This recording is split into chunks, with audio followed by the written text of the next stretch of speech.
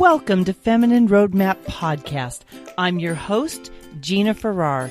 Each week, I bring you an inspiring conversation to help you navigate the challenges and changes of midlife so that you can not only survive, but thrive in your second half.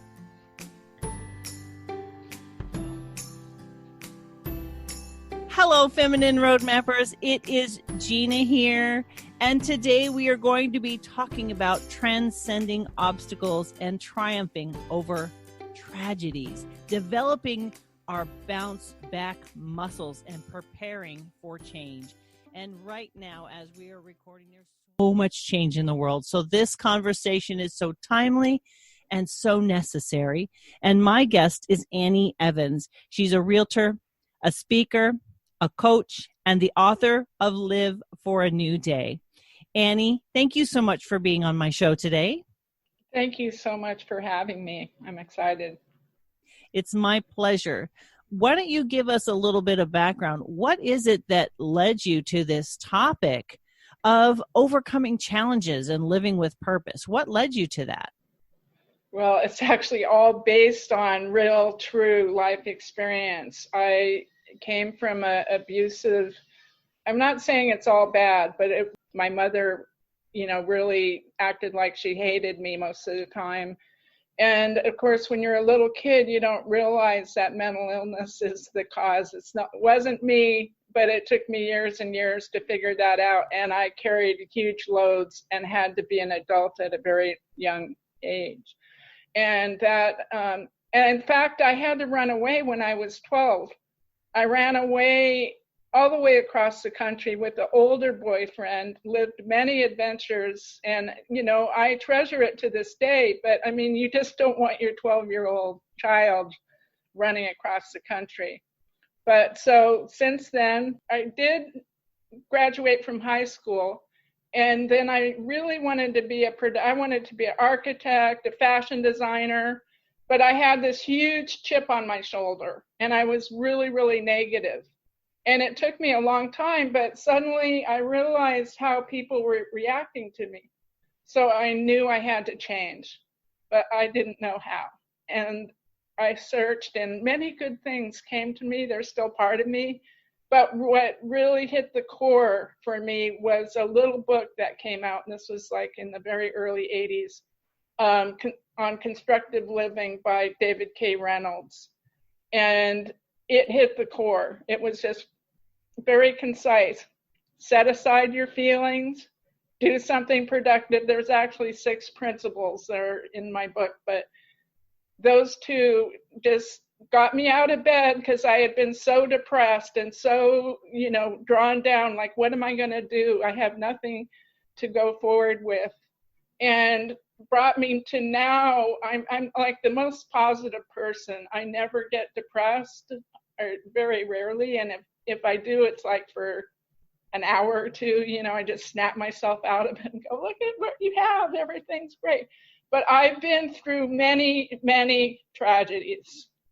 So, just sharing my life experience, I hope to be able to really show people that they can follow my steps. It's very teachable, and that over time your brain automatically, I'm not saying it instantly, because no, by the time you influence your subconscious, it's miles and miles and hours and repetition, but it can be done, and you can really change your whole psyche. So I also didn't share my story with people because in corporate world, you don't do that. Oh, my mother's mentally ill, and, and I ran around. You just don't go there. So, but a friend of mine just really, as I shared my story with him, because he also had a really difficult life, he just started going, and he just goes, Annie, you have to share your story. And, I go, no, Ryan, I don't do that. But I realized that, yes, I really did have something to share, and I could really see all the people suffering around me. And despite of everything that's out there, many people weren't able to transcend their obstacles. So just if I can help anybody, that's why I'm here. So let's talk through what it looks like to transcend obstacles, because as we know, Annie, we're having global obstacles right now. We're in such a unique season, and this is not a conversation about COVID and quarantine, but it does bring to the surface everybody's things all at the same time. It's like one great big therapy group where some people are dealing and some people aren't dealing, and it's quite an emotional time. Yeah. So we've all been trying to figure out how to handle our own emotions, our own fears, our own hangups. I know that aggression is up and anger is up and fear is up. So it is an appropriate time to talk about how do we, transcend these things and show up as the best version of ourselves, especially if it's something new to us. Can you walk us through what that looks like? Well, I want to predicate it with it's different for everybody, but basically, everything is about fear and uncertainty, and those things don't go away. They're there. None of us have the answers, like when will this pandemic end, or what's going to happen with my job, and I had plans to do this. So we all have to just, first of all, recognize the fear, but realize that, the normal fight and flight response isn't going to get us anywhere. It's only going to stop us from moving forward. And so what we need to do is really set that fear aside. Don't deny it. It's there. And just really look at your life. What can you make an opportunity from having this upon us? Because there's always opportunities. Sometimes they're not real obvious, but what haven't you done that you want to do? What in your life do you really want to change? And, set up new goals and dreams, and, do your best to set an action plan and move forward into them. And, everything doesn't happen instantly, but I believe if you're on the right track of really allowing yourself to really live your dreams, you will feel positive and you will get encouraged, and you actually can have, just a really fantastic life. I am really finding that even in this time, I had plans. I was going to sell my house. I was going to move, and now it's a little bit uncertain. But I have all this time. I can create content. I can do so many things. It's mindset, how we position ourselves. And I guarantee you, I'm not denying any of the craziness or uncertainty that we all have. But living in that is not going to do us any good. We need to take charge of our lives and the voices in our heads, right? Yeah, right. You talk about mindset, and it's so powerful in the brain neurologically. What we focus on develops neurons and neural pathways in our mind. And so when you talk about mindset, I think a lot of people think, well, positive thinking is just, oh, we're going to poo-poo on that. But it's really a shift in focus is what you're saying. It's not like, oh, ignore the bad and pretend everything's unicorns and rainbows, right? 100%, you're correct. It's, there's no denying your feelings, but the feelings often control our lives, and not for the better. So what I mean is, like, if you can change your mindset or, your state, do a happy dance. I mean, it really does, as you say, neurologically and everything, it just flows, and your mind is able to move beyond the problems that it's actually dealing with back there. And the more you practice it, the better you get. And as I say, you can really build up your bounce back muscles. And sometimes it can happen several times a day where I just have to go, yeah, that's really a bummer, yeah. Snap out of it.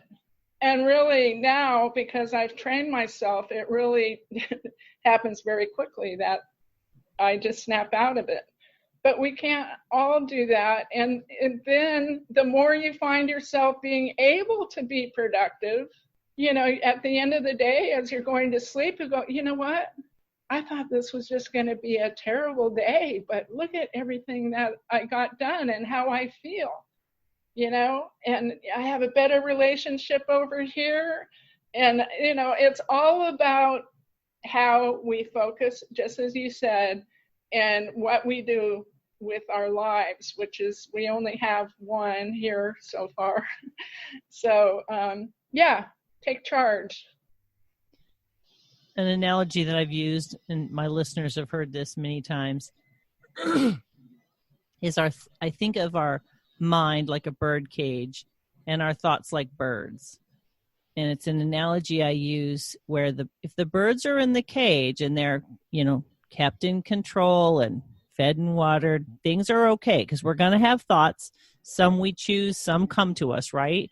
Right. As soon as those thoughts get out of your mind and they just are like birds flying around in your head, banging up against things, poop and feathers and chaos, right? Have you ever been in a room with birds that are terrified?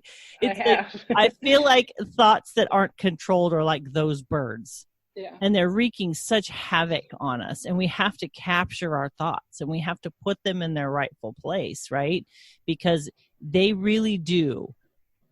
What we think pretty much drives our perspectives and our lives and our choices, right?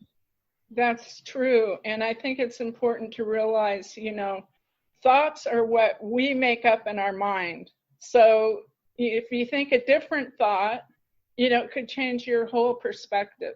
But we don't realize and stop to think about our thoughts. We just let them go and, suddenly things are out of control, just like you say.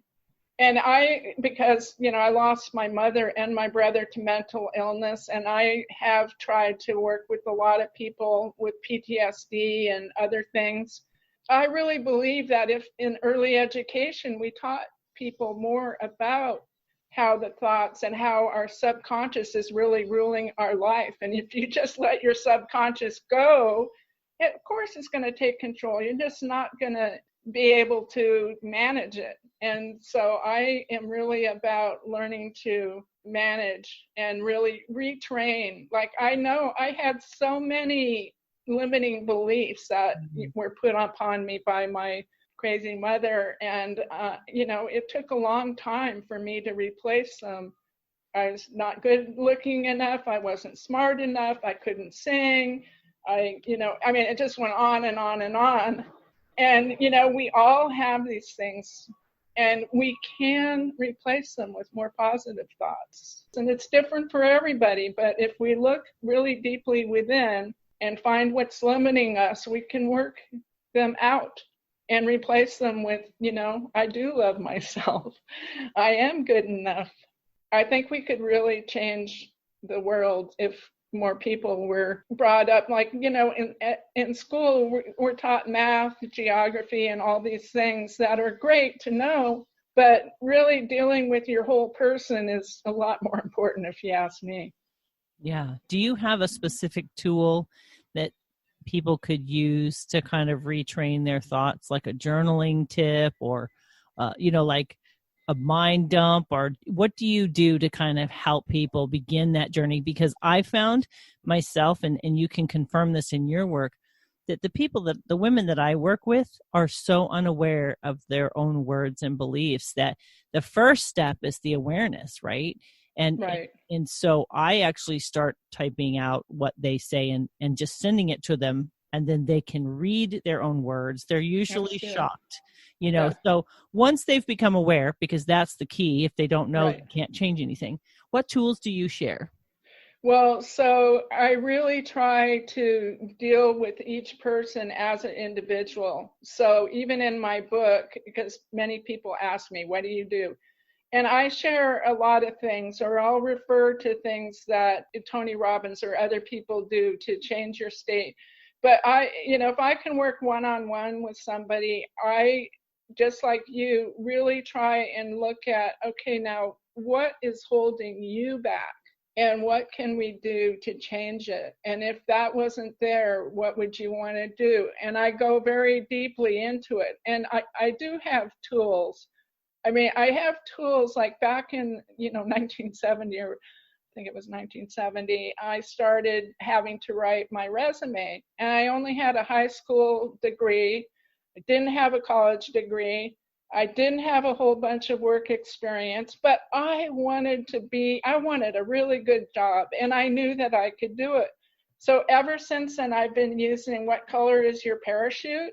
Yeah. Which is still being published to this day. I have the 2019 copy here.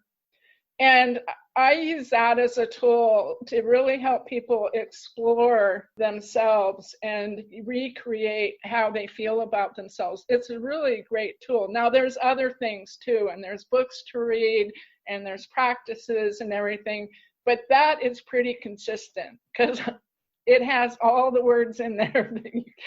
So I start there, and then, what needs to change in your life for you to be able to really, be and do and live the life that you really want to live. And that's an in-depth, takes some time. And everything evolves. You might finally get a connection where somebody's really opening up. And then maybe on the next call or something, they say, well, you know what? I just want to go this way. But it's a process that they're living, and they're designing their lives and suddenly getting more and more control. And I believe that we can all do this. It is work, so if you don't want to do the work, then I can't help you. But I know how far I've come, and my life I'm so grateful for every new day. So I really want to empower other people to really look at their lives and really live the life that they, our purpose and passion is what's going to fulfill us. Mm-hmm. So staying at a job that's just a paycheck, if you don't have something else in your life, it's not going to be that great. Or a job. We've been programmed, at least at my age, I'm 68. I don't mind sharing that, but because I have a lot of experience. But all my life it's like, okay, you go to school, you go to college. While you're at college, hopefully you meet somebody that you're going to marry, and then you go out and get a job, and have kids, and then all of a sudden you're just living on remote control. You didn't design any of this. Your college degree may be something that you just don't want any part of. You don't love your job.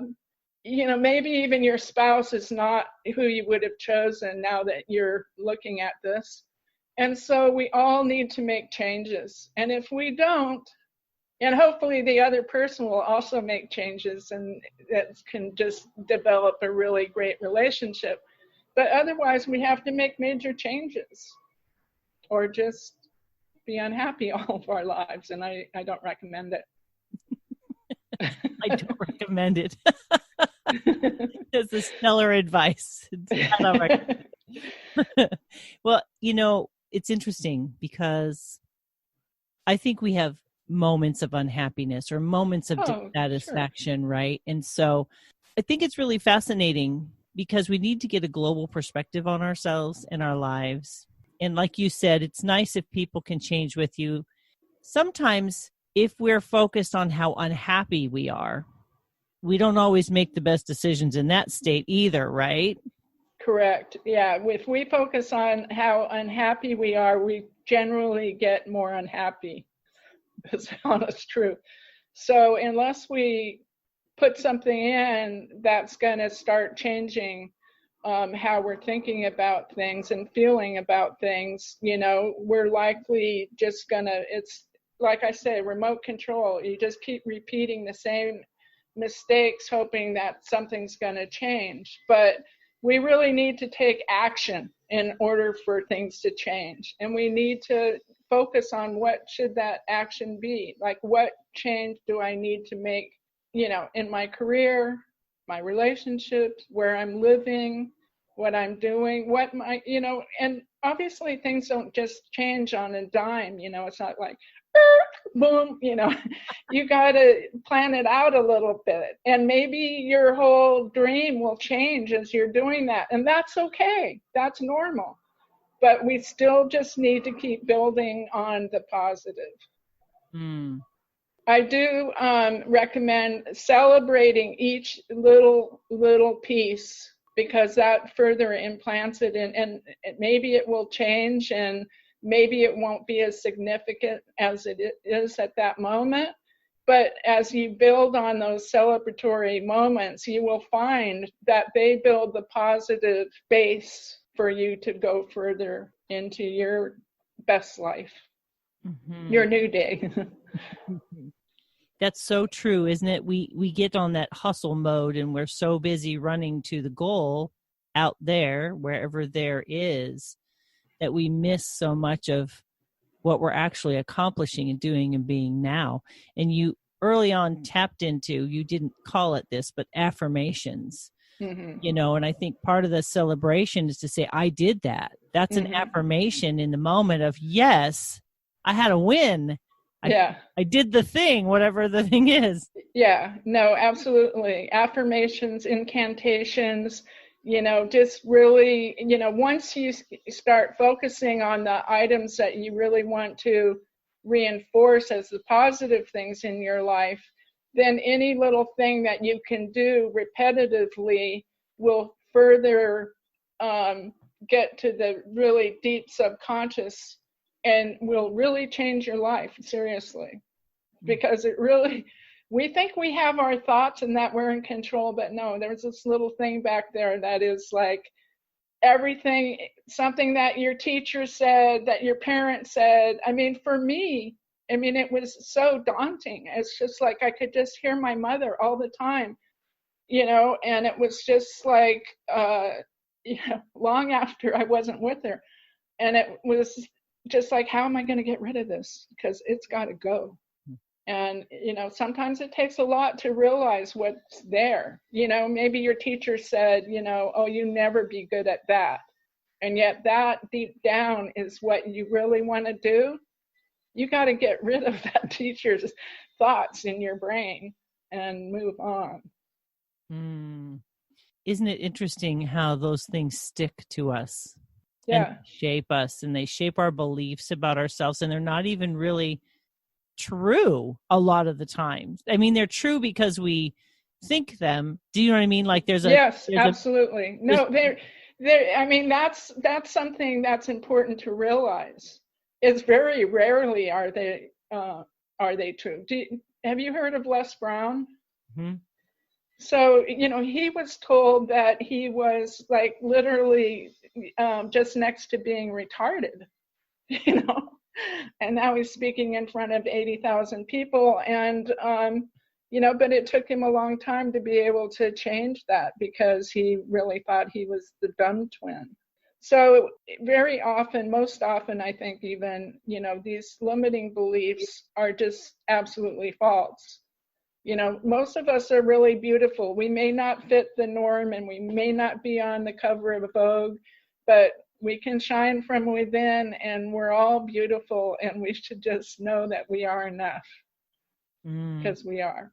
And we all have a story to tell, and we should be living our story so that we can tell it. It's really been very cathartic for me as I go through this journey, just to realize, like, wow, Annie, you've really transcended a lot of obstacles, and you're doing great. Everything, and I'm still doing it.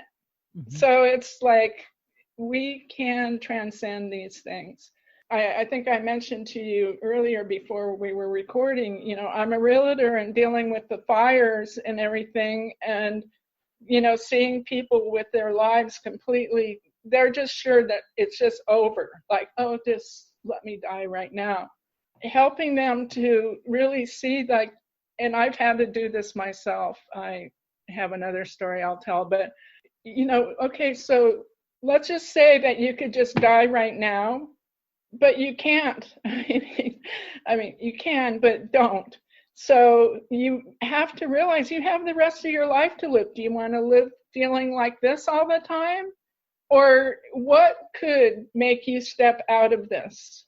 And then it's different for everybody, but that's what I try and pull out. And, when they suddenly go, oh yeah, my daughter lives over here, and anything can happen, and suddenly everything changes. Yeah, we all have to really be careful with what we believe, and really try and make sure that we're believing in the thing that's going to really help us live a great life. Yeah. It's really fascinating because most of us just want to get through it, get over it, and move on. But that analogy of life is a series of mountains, right? Once we climb one and we get to the top, we realize from that vista point, we got to go back down and back up. Yep. I mean, yeah. The more, many people say, more times you fail, the closer you are to winning. But we all have these moments where, oh, let me just get through this. But there's always, always look for the opportunity, even right now.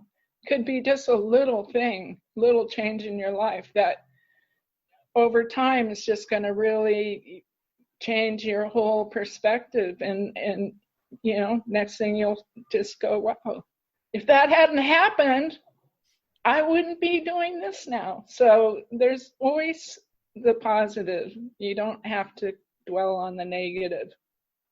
Don't deny it. I mean, I'm not saying that it's just that cheery, wow, wow world, but we need to really make it great. I call it the work for the sliver of light, looking for the sliver of light. There's usually somewhere at least a pinprick of light that we can focus on, and that will grow. That's absolutely true. I mean, on the title of my, my other big story, and one of my other big stories is that I lived at sea for several years on a big 57-foot catamaran. And, just watching the dawn, it's hard to be really negative just to see the sun come up. Or at night, you're just right, Milky Way in the universe is right there, and you're just so in tune that it's just remarkable. And if we just find little things like that, like every day the sun comes up, and that's a really great thing. And if we just focus on those things, we're likely going to be able to work on through everything. The love of your dog, the love of your husband, playing with your children. There's just too many good things in life to focus on all the negative. Although I admit these times are tough. I never thought I'd be going through, things like this. Nuclear war, yes, I could see that. But this is really out. And I've actually traveled and lived all overseas through SARS and H1N1 and, bird flu and everything. But this is just really, and it's going to be here, it's something that we're going to be dealing with for a really long time, possibly forever. And if not this, it's another one. We just have to do the best we can. So how do we develop bounce back muscles? I know you've been sprinkling some of that in, but let's focus on that topic for a moment. You talked about having a positive mindset. You talked about learning to set aside those negative emotions for a minute, going and doing something productive. And so give us some more ideas of how we would develop bounce back muscles, because that's what's so needed right now. Right. And to be honest, those two things, when practiced over time and very consistently with real dedication, and I can share some other things too, but it's really about being able to change your state, even just for a few moments. But to go, okay, you know what? I felt really good for about 20 minutes yesterday. And now I'm feeling, like, I just don't want to do this. instead of saying that and doing that, just go, I'm going to go for 30 minutes today. And, really, find tools. I mean, I can't share everything because, again, I really recognize everybody's a real individual. And it's like, I don't like little tchotchke country designs in homes, but that other person, that's all they want and love. And I honor that 100%. So I don't like to really say this is what you should do, but here's some things that we should learn and that I feel that really work and that have really worked for me. And if you read my book, you'll see that I've gone through a few things. Feelings are not directly controllable. So many of us are thinking, if I just had the willpower to change my feelings, just forget about that because it's not gonna work. That's not how feelings go. And so you need to recognize your feelings and they need to be accepted the way they are, but you need to, and they can be useful. I mean, there's something there that's trying to tell you something, but at the same time, you need to move beyond your feelings, even though they're still there. And feelings, negative feelings especially, will go away with time unless you keep feeding them. So if you are on this journey and, you have a few days and things are productive and looking good, but then you go back into the bedroom and just start living them again, well, then you need to start over. So when you recognize that the more time you can put between those times where the feelings are in control, the better you will be doing. And feelings can really be directed by your behaviors. Behaviors change feelings, not thoughts. So, it's all about really being productive and changing your state. It's work. I'm not saying that it's not work. And the other thing is that we are all responsible for all our actions independently of the way we feel. So if we put it into perspective like that, do you really want other people to feel? I mean, this is what got me, because I realized I was having a negative effect on people. I mean, I'm talking decades and decades ago, but I go, do I really want to have that response? Or am I going to be responsible for how I interact with others and how I interact with myself?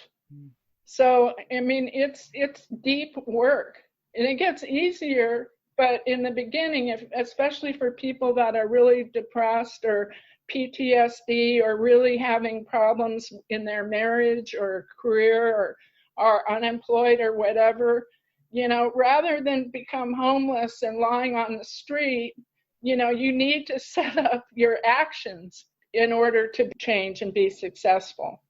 So all of those things have to be in coordination. I love how you said that our feelings are not directly controllable in terms of, so many things impact the way we feel, right? Right. Did we eat enough? Did we drink enough? Did we sleep enough? Were our expectations not met? Like right. at the grocery store in line, or I went to buy that pair of shoes and they were out. I mean, those all impact our feelings. Or the traffic. Yeah.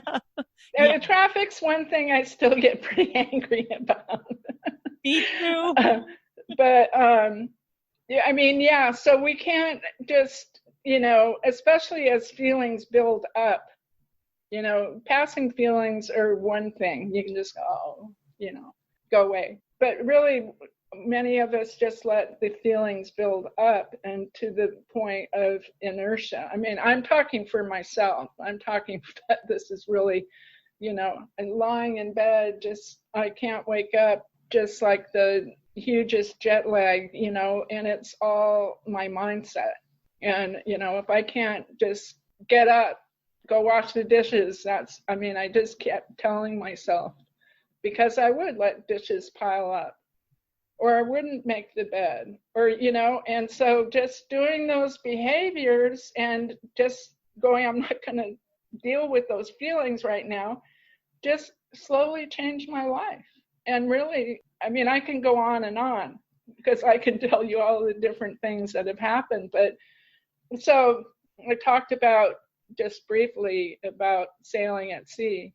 Mm-hmm. So I lived on a boat and there was no GPS. So I became the celestial navigator, and I actually logged 44,000 sea miles throughout the Pacific and went to many, many beautiful places, and I loved it. I missed it. But I ended up in Tahiti. We had been there for about a year, just sailing around to the different islands. But my life partner really liked to party and drink, and this was a big, comfortable boat, very fast, very powerful. And so, and I felt like I was having to always be the one in control, because he'd be drinking and we could get a lot of people on that boat and they're all drinking and everything. There was one time where, I mean, we almost just wrecked ourselves into smithereens on the rocks going full speed. And I just went, I can't do this anymore. I thought I just needed a break. So I came back to the States. I hadn't been back for like 4 or 5 years. A year later, that boat, which was my home for, I mean, it meant everything to me. I had all my family heirlooms, everything was still on the boat. The boat was lost at sea with all souls on board. That was a moment where I just had to pull the covers over my head. And I mean, I was just, to this day, I still have survivor's guilt. And that was the biggest moment for me. And I'm not saying it was the next day or anything, but I just went, I was still in my 20s. My life is not over. I have to make this happen. And so that was, again, getting over the chip on my shoulder was number one. And this was number two of just having to totally reinvent myself. And here I am. I've been successful, unsuccessful, successful, but it's a ladder I continue to climb. It always gets better. So just to encourage other people that you can really transcend some pretty dark moments. I think that's a great message of hope right now. And hope is part of the journey, right? Yeah. We have to have that hope of the ability to change, the hope of the ability of a better future or a better relationship or better I can survive anything, and again, it goes right back to a mindset, because if you set that intention, I mean, I say now that, other than the final moments of dying, and that's still to be determined, I feel like I can start over from anything. And, that talk about having built my bounce back muscles up, they're pretty built up. So hopefully people don't have to go through these things. And that's another thing that part of my message is, we shouldn't wait for things to happen that we have to bounce back from.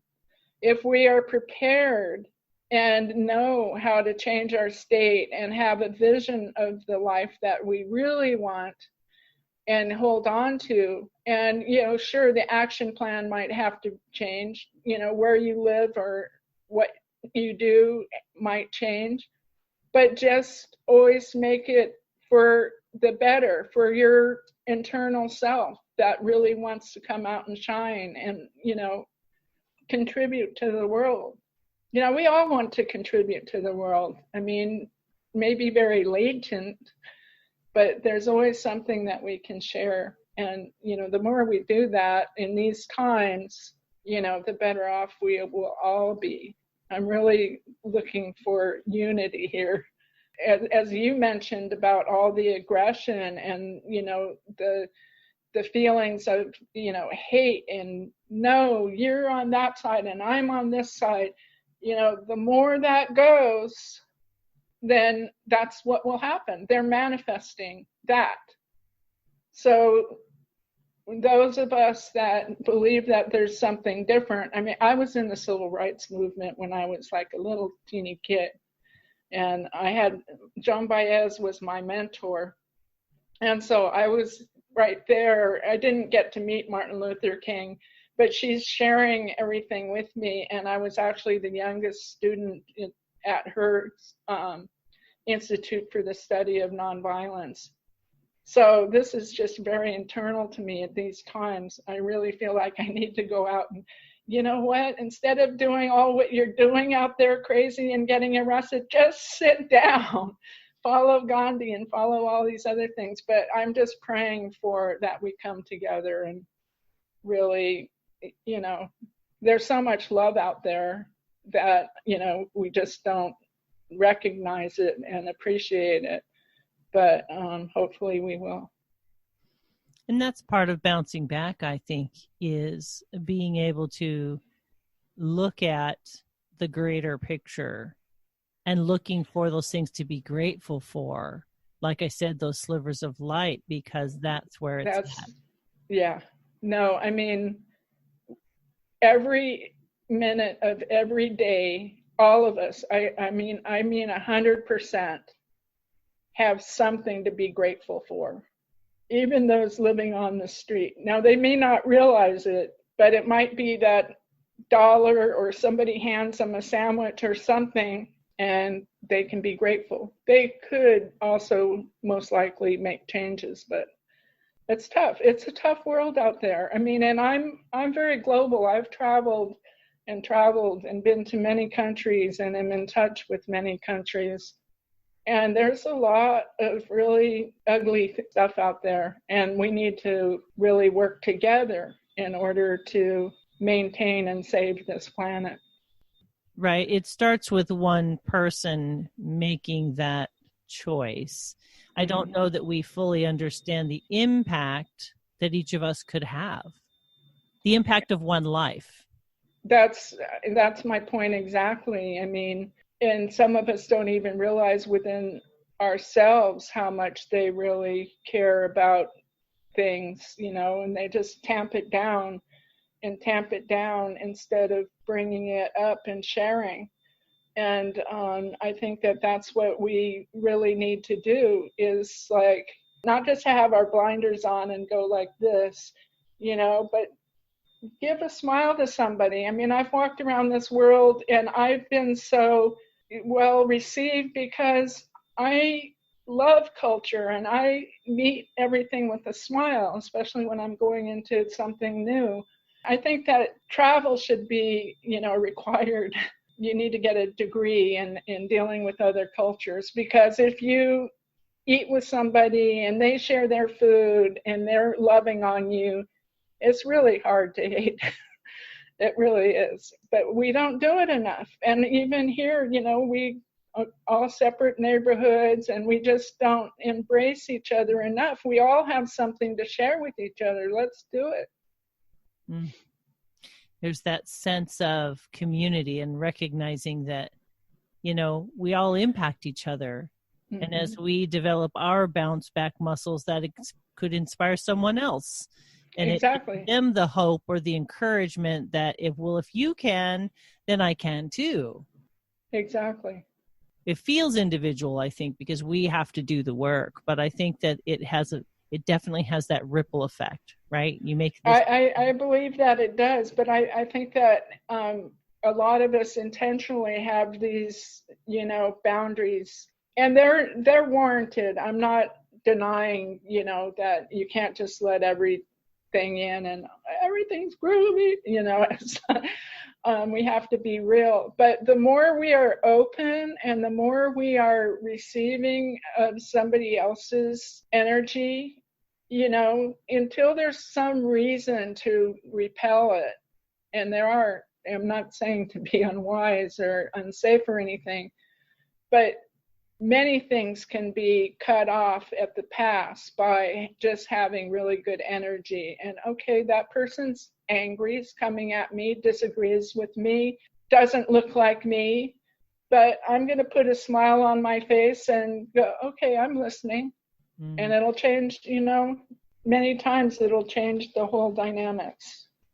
That's an interesting point in terms of overcoming obstacles, is to stop and listen, kind of being present with beyond our feelings, beyond our perspectives, and maybe looking at it almost as if it was not us, like getting in that third person almost, and looking at it more objectively. Another thing I'll add just from my experience is that I really, for some reason, really attracted to indigenous peoples and people that have been, really not treated the best and are really mostly poor. And yet they can be the happiest people. I live with Irish travelers, which most people consider to be gypsies, and their culture is so bright. They're, the music, everything is so good, and they make a living from just the smallest things, but they've just been trampled on. And, and this is all over the world. I was in Kenya last year, and just amazing, positive people, yet so challenged. And then we're here, basically every one of us is like 100 or more times richer and have more opportunities and things to be grateful for. And yet we're the unhappiest, most, not all of us, but many people. Yeah. Yeah. So I'm looking back over our list, recognizing fear, realizing that fight or flight stops us from moving forward, which is something that our world needs to hear right this minute, right? I agree. What can we find in this moment, in this time, the opportunity, the pivot, the shift, right? Right. Well, first of all, we just need to open our eyes. I mean, look at the groundswell of people coming up to say, no, we have to change now. We didn't change for 300, 400 years. And so it's a huge opportunity. And I think that we need to embrace it. I know a lot of people are trying to cut it off. It's this, it's that, but no, it's an opportunity for us to come together and unify. So, there's so much darkness out there, and yet we can be the light. It may not be easy and it may not come suddenly to people, but the more you have your heart open and realize that we really do need to change, we really do need to come together and on this whole planet, or this planet's not going to survive. And you talked about that. Part of the bounce back process is preparing for the change. So change is an inherent part of learning to develop bounce back muscles. You have to lean into the fact that change is part of the deal. Right. Well, and so that's 100% correct. But also we can just realize that change is going to happen. It's not under our control. So it doesn't necessarily have to happen before we start concentrating, okay, so how am I going to protect myself? I have this beautiful house here, but it could be gone tomorrow. So what would I do? And, just have it there a little bit. How can you protect it? How can you contribute to other people's when they've lost everything? And so I know that there's so much that we're all trying to do with, helping the disadvantaged and, but it's almost like it just seems like tiny, tiny seeds of sand in this huge ocean. And, but we have to keep doing it. So what I take from what you just said is part of developing our bounce back muscles is to not only focus on ourselves, but to keep other people, to bring them along on our journey, to encourage them so that it's not just about me. I think that's really true, and actually bring it up for me also, because the more you are open and the more that you're really living in a life of giving, the more likely that if your house is gone, somebody like me or anybody is going to give you a helping hand because you're open. they're open, and you never know what can happen. I mean, certainly a lot of times in my life when I've had to just really start over, and there was somebody or something or some opportunity that just, was my next step. And I think it's being open to that really drives a lot of things in this world. And hopefully we can really come together, because we need a kumbaya moment. Right? We totally do. A global campfire moment. Yeah. So we've come to the top of our hour, and I would love to have you share 3 of your favorite tools or advice about, living with purpose, overcoming challenges, and developing bounce back muscles. What 3 things would you encourage people to do to kind of start the journey or enhance the journey they're already on? Yeah, that's a hard question to answer. I mean, often I'm reacting to the moment. And first of all, I think one of the big things for me is to be open to that moment, and to be, before you shut down and are so sure that what's coming at you is something that you don't want, allow it to really get there first, and maybe with the smile on your face, and then see if something doesn't change.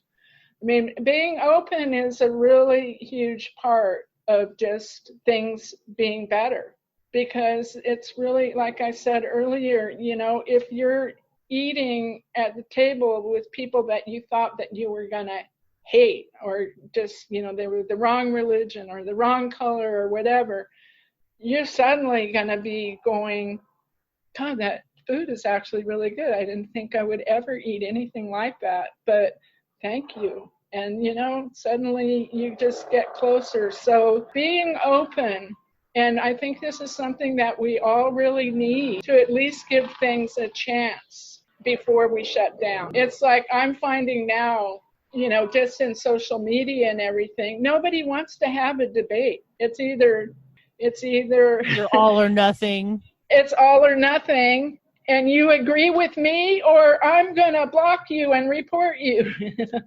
I mean, and it's like, I remember growing up, we would study for debates. Now we can just put out whatever misinformation we want as a truth. And if somebody, says, well, no, that's not true, okay, you're done, you're out of here.